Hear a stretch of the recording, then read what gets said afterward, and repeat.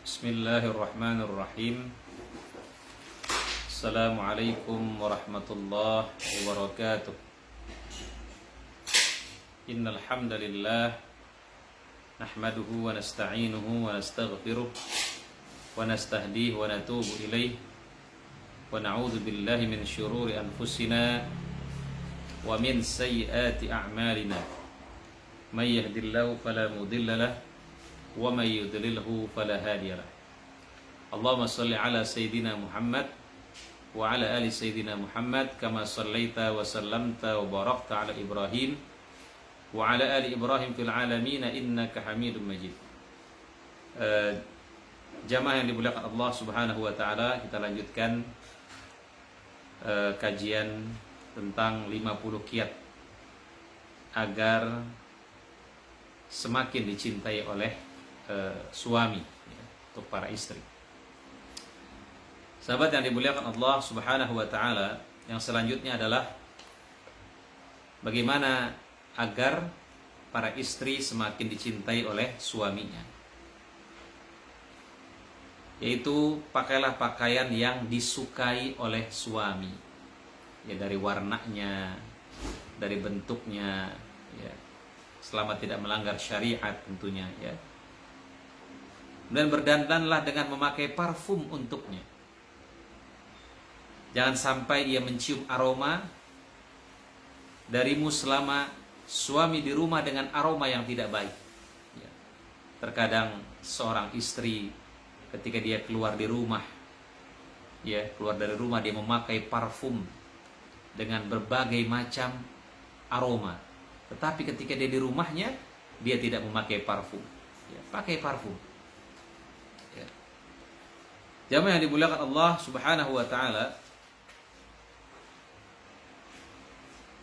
Rasulullah sallallahu alaihi wasallam bersabda, ayyuma imra'atin ista'tarat thumma kharajat famarat ala qaumin liyajidu min rihiha fahiya zaniyah. Wanita mana saja yang memakai wangian lalu berjalan melewati satu kaum agar mereka mencium aromanya, maka ia seperti wanita pezina. Ya, yang dimuliakan Allah Subhanahu wa taala, ya. Bahkan di sini dikatakan apabila seorang wanita hendak ke masjid, ya,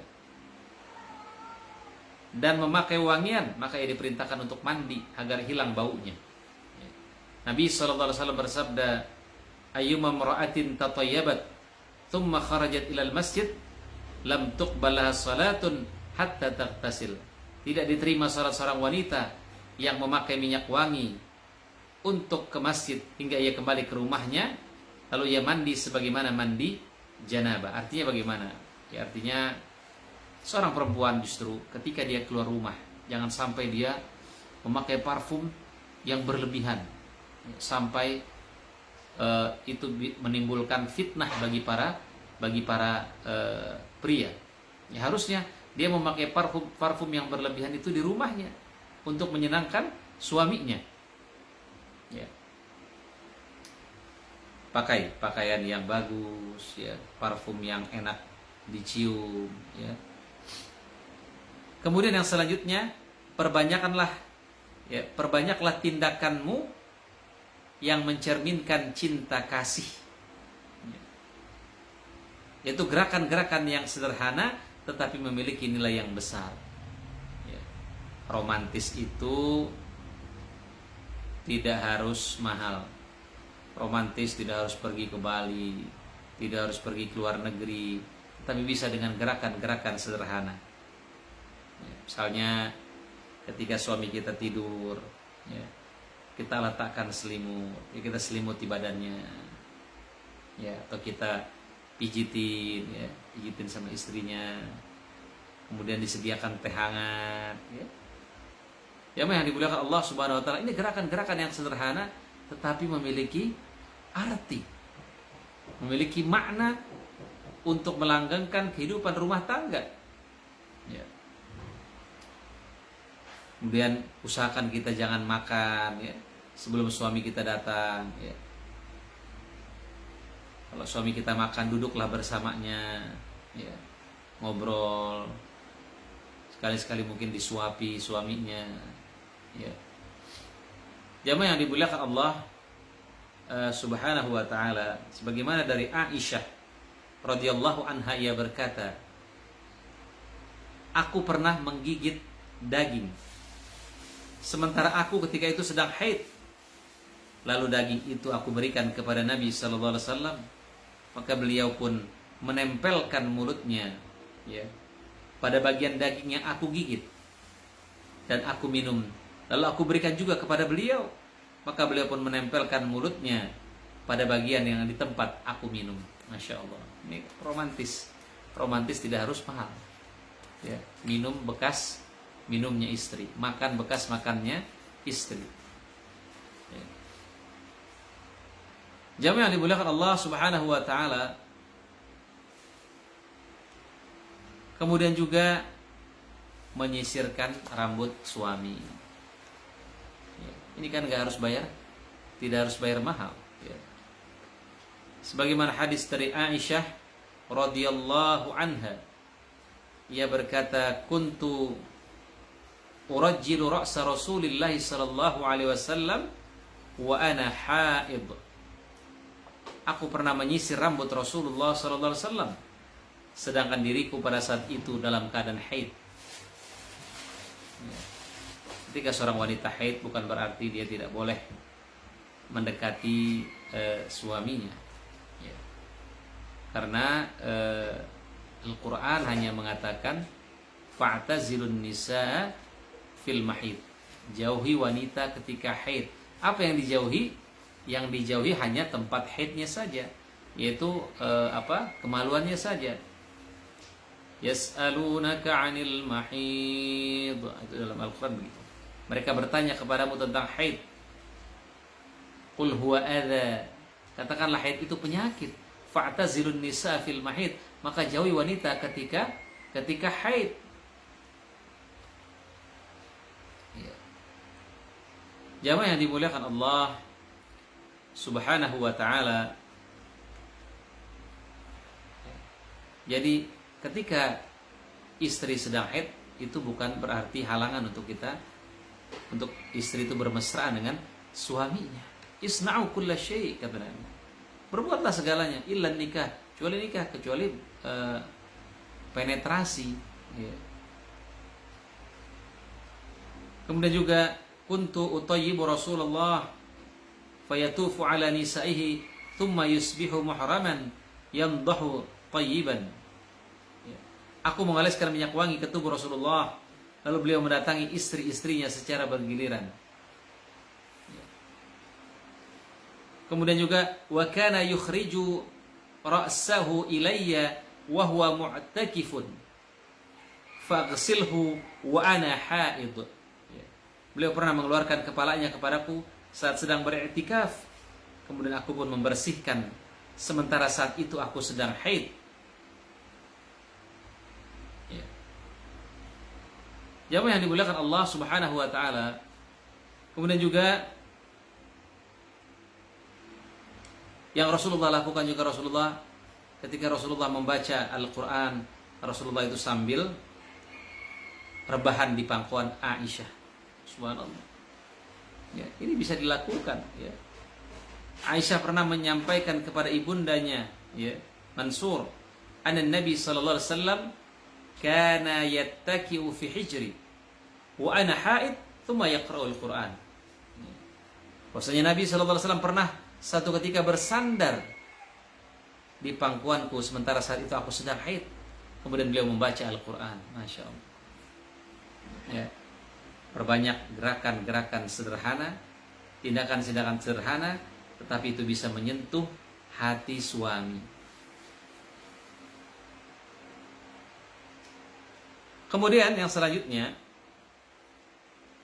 tundalah untuk penyelesaian masalah anak-anak, rumah dan lain-lain hingga suamimu selesai beristirahat dari kepenatan bekerja.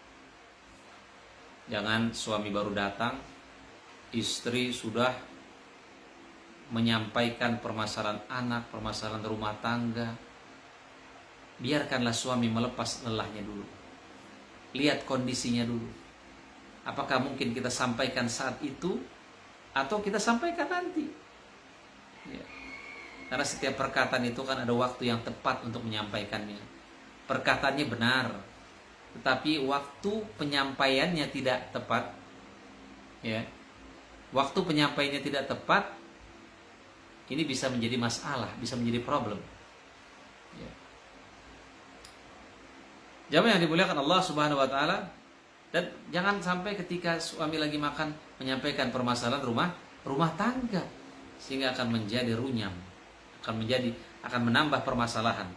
Ya, biarkanlah suami kita duduk dulu, istirahat dulu, dia tenang dulu, ya. Sebagaimana Ummu Sulaim, ya, ketika Abu Talhah pergi, ini anaknya sedang dalam keadaan sakit. Nah, lalu anaknya ini meninggal. Ketika sampai, lalu Abu Talha bertanya kepada Ummu Sulaim, bagaimana keadaan anak kita? Sekarang dia sudah lebih tenang.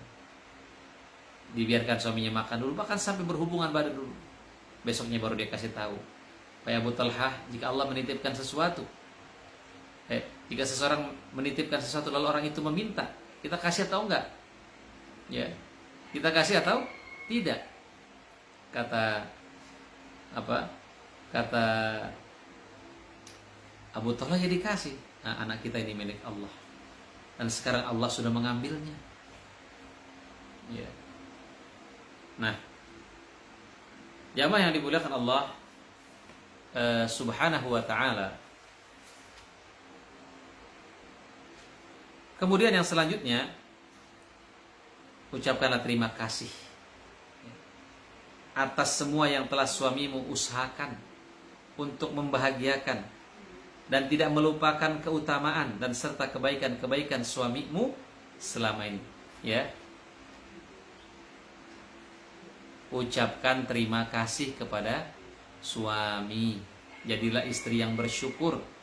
Berapapun suami bawa, ya, dari gajinya, dari hasil dia bekerja, dari hasil dia mencari nafkah, terima, bersyukur. Rasulullah SAW bersabda, man la yashkuril qalil la yashkuril kathir. Siapa yang tidak bersyukur terhadap sedikitnya nikmat, maka dia tidak akan bersyukur, ya, dia tidak akan bersyukur terhadap banyaknya nikmat. Man la yashkurin nas la yashkurillah. Siapa yang tidak bersyukur kepada manusia, dia tidak bersyukur kepada Allah. Istri yang tidak bersyukur kepada suaminya, berarti dia tidak bersyukur kepada Allah. Karena nikmat Allah kepadanya melalui suaminya, melalui tangan suaminya. Maka jadilah istri yang bersyukur. Rasulullah SAW bersabda, man ata ilaikum ma'rufan fakafi'uh, fa in lam tajidu fad'ullaha hatta ta'lamu anna qad kafa'tumuh. Barang siapa yang telah berbuat kebaikan kepadamu, maka balaslah kebaikan itu. Jika engkau tidak mampu membalasnya, maka berdoalah untuknya sehingga engkau menganggap bahwa engkau benar-benar telah membalas kebaikannya. Dalam riwayat lain, man suni'a ilaihi ma'ruf faqala li fa'ilihi jazakallahu khairan faqad ablagha fi thana. Barang siapa yang telah diberikan kebaikan kepadanya, lalu ia mengatakan kepada orang yang memberikan kebaikan itu jazakallahu khairan, maka ia telah cukup dalam menyampaikan rasa terima kasih. Sebaik-baiknya ucapan terima kasih adalah mengucapkan jazakallahu khairan. Ya. Jazakallahu khairan. Ya.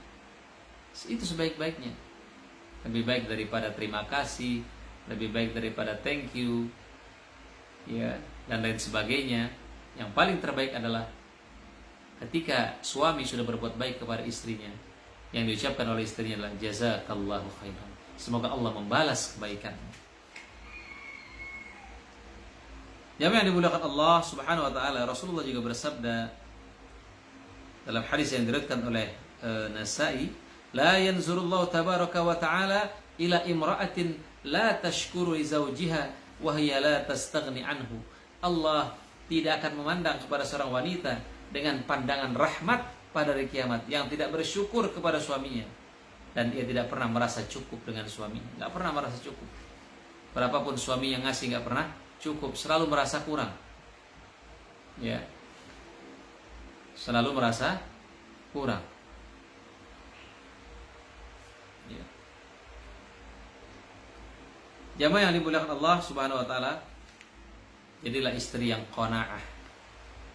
Istri yang memiliki sifat cukup. Rasulullah mengatakan, "Alaikum bil qanaah, fa innaha malun la yanfad." Hendaklah kau memiliki sifat qanaah, karena itu adalah harta yang tidak pernah habis. Warda bima qasamallah takun aghnan nas. Ridholah dengan apa yang Allah berikan, maka kamu akan menjadi orang yang kaya. Apa kata Imam Syafi'i? Idza ma kunta dza qalbin qanu'in fa anta wa malikud dunya sawa. Kalau kamu memiliki hati yang qanaah, hati yang puas, ya, maka kau dan raja-raja dunia itu sama. Ya, mau jadi istri yang paling kaya, ridho dengan apa yang Allah berikan, ridho dengan apa yang suami bawa, ridho. Qanaah. Qanaah itu apa? Setelah kita berusaha, bekerja keras, dapatnya segitu, itu kita syukuri. Ya, bisa jadi mungkin kita dapatnya sedikit, tapi Allah berikan anak-anak yang sehat, keluarga yang sakinah. Orang dapatnya banyak, tapi permasalahannya juga banyak. Anaknya sakit, ya, perusahaannya bangkrut dan lain sebagainya. Ya, ridholah dengan apa yang Allah berikan, maka kamu akan menjadi orang yang kaya.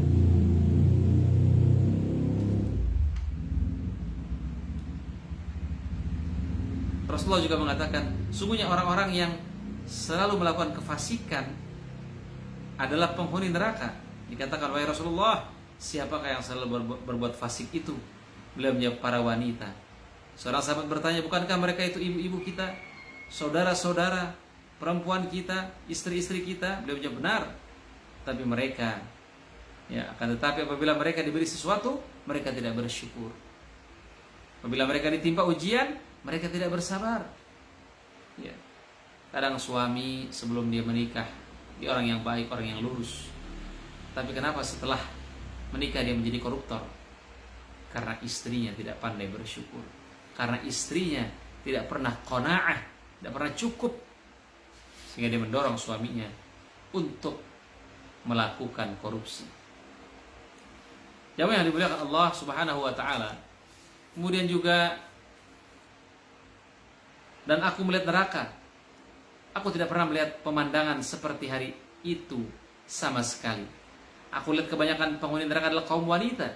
Para sahabat bertanya, mengapa ya Rasulullah? Beliau menjawab, karena kekufuran mereka. Ada yang bertanya, apakah mereka kufur kepada Allah? Beliau berkata, tidak. Mereka kufur kepada suaminya, dan mereka kufur kepada kebaikan suaminya. Seandainya kau berbuat baik kepada salah seorang dari mereka selama setahun, kemudian ia melihat satu keburukan darimu, maka ia pun berkata, aku sama sekali tidak pernah melihat kebaikan darimu. Ya. Yang dilihat hanya kekurangan suaminya saja. Coba ibu-ibu lihat kebaikan suaminya. Lihat. Ya. Coba lihat kebaikan suaminya. Suami juga begitu. Lihat kebaikan istri. Itulah rumah tangga, ya. Modal kehidupan berumah tangga adalah bersyukur dan bersabar. Ada kelebihan kita syukuri, ada kekurangan kita sabar. Ya. Jamaah yang dimuliakan Allah Subhanahu wa taala. Rasulullah juga berkata, hindarilah diri kalian dari, wahai para wanita, dari kekufuran orang-orang yang diberi nikmat. Aku pun bertanya, wahai Rasulullah, apakah yang dimaksud dengan kekufuran? Ya, kekufuran orang-orang yang diberi nikmat. Rasulullah menjawab, barangkali salah seorang dari kalian melajang lama dalam asuhan kedua orang tuanya. Kemudian Allah menganugerahkan kepadanya seorang suami, lalu Allah menganugerahkan kepadanya nikmat anak. Kemudian suatu hari karena sangat marah dia menjadi kufur nikmat dengan mengatakan, sekali-sekali aku tidak menemukan kebaikan darimu. Masya Allah. Di mata dirinya, suaminya tidak ada kebaikannya. Jangan sampai seperti ini. Ya. Jamaah yang dimuliakan Allah Subhanahu wa ta'ala. Ya. suami bisa menjadi pintu surga bagi seorang istri, bisa menjadi pintu neraka. Ya, mudah-mudahan tips-tips yang tadi bisa kita amalkan dalam kehidupan rumah tangga kita, sehingga rumah tangga kita menjadi rumah tangga yang sakinah, mawaddah, warahmah. InsyaAllah kita teruskan pada pertemuan berikutnya. Kita tutup dengan doa kafaratul majelis. Subhanakallahumma bihamdika asyhadu an la ilaha illa anta astaghfiruka wa atubu ilaik. Assalamualaikum warahmatullahi wabarakatuh.